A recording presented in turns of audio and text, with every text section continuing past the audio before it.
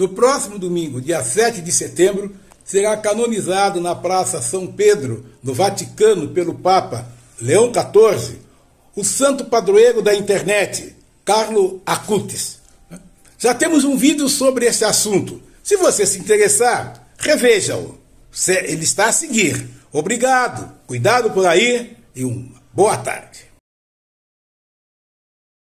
Olá, tudo bem? Eu sou o Walter, canal Walter do Brasil. Prazer imenso revê-lo por aqui mais uma vez.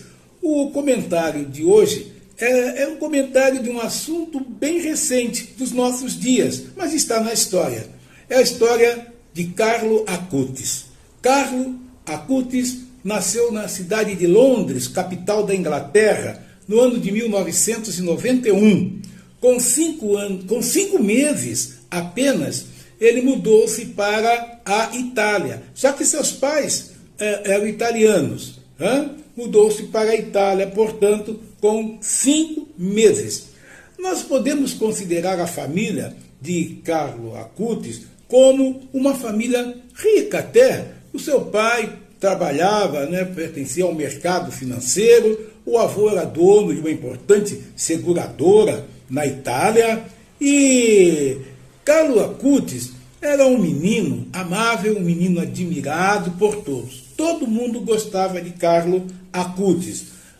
Ele é um menino que adorava a internet. Na internet ele sabia fazer programações, algo meio complicado, ele fazia.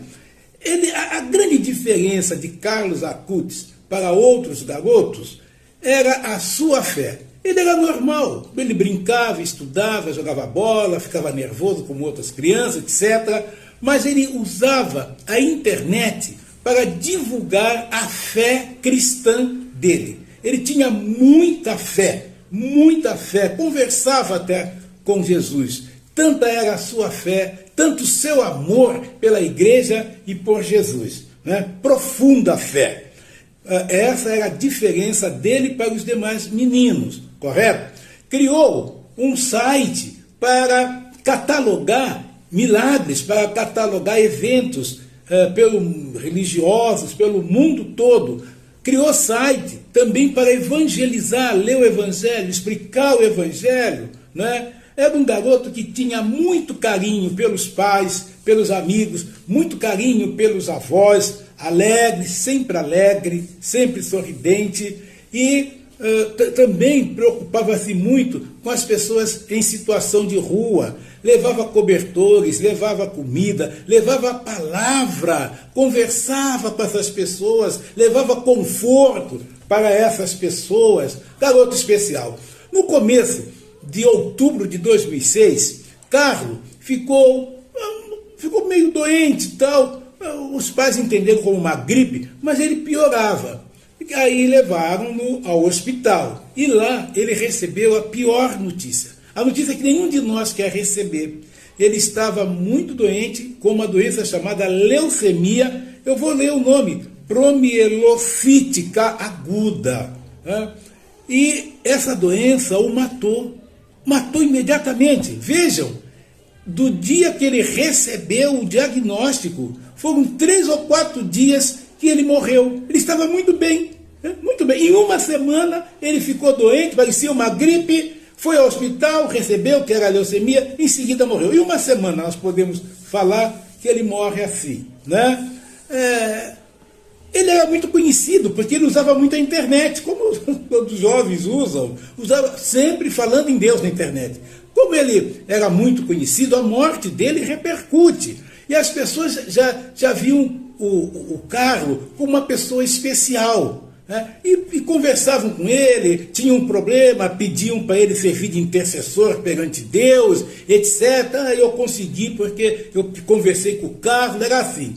Mas a igreja, ela não dá valor a isso não, ela demora muito para reconhecer o milagre. Aliás, ela só reconhece o milagre quando a medicina não tem como explicar.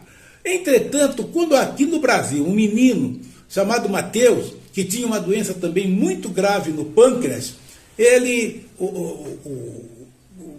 teve um contato com a relíquia de Carlo Acutis, ele vai ter esse contato, ele ficou curado dessa doença no pâncreas. E depois também uma menina lá na Costa Rica, sofreu um acidente e ela é curada, já 2 milagres, porque a medicina não conseguiu explicar como aquelas pessoas foram curadas. Aí é um milagre.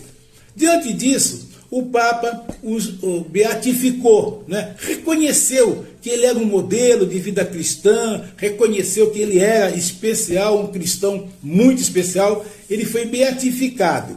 E deveria ter sido canonizado agora, dia 27 de abril. 27 de abril. Entretanto, o Papa morreu, o Papa Francisco morreu uma semana antes. Morreu no dia 21 de abril e ele não foi canonizado ainda. Carlo Acutis é considerado hoje o padroeiro da internet e influenciador de Deus. É assim que ele é conhecido.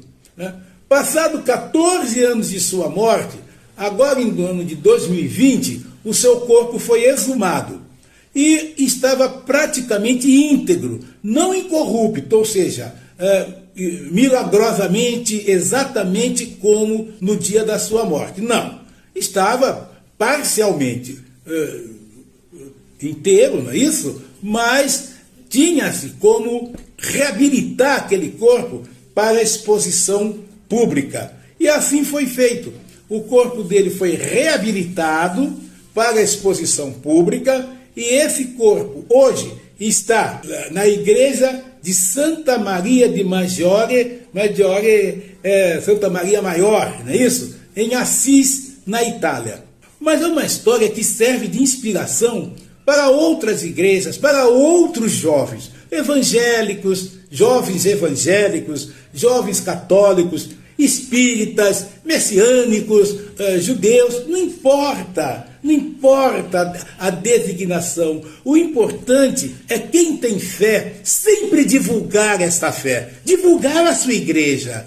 Isso que é importante. E como nós estamos precisando disso, como estamos precisando orar, rezar, agradecer, pedir, como estamos, ensinar as pessoas, evangelizar as pessoas. Então, apesar de ser a história de um jovem católico, né, de um jovem que amava a igreja dele, que sirva essa história de exemplo para todos os garotos, né, que como ele morreu com 15 anos apenas, 15 anos. Né? Eu está passando aí a imagem dele morto, ele em exposição lá na igreja Santa Maria di Maggiore. Minha gente, vamos levar adiante a fé. O mundo precisa hoje de muita fé, fé em Deus, Jesus, na nossa vida. É isso que está precisando. Por isso que eu fiz questão de contar essa historinha para vocês. Tá bom? História importante, de amor, de fé e, antes de tudo, de vida. Muito obrigado pela atenção, cuidado por aí e até breve. Logo nos encontraremos.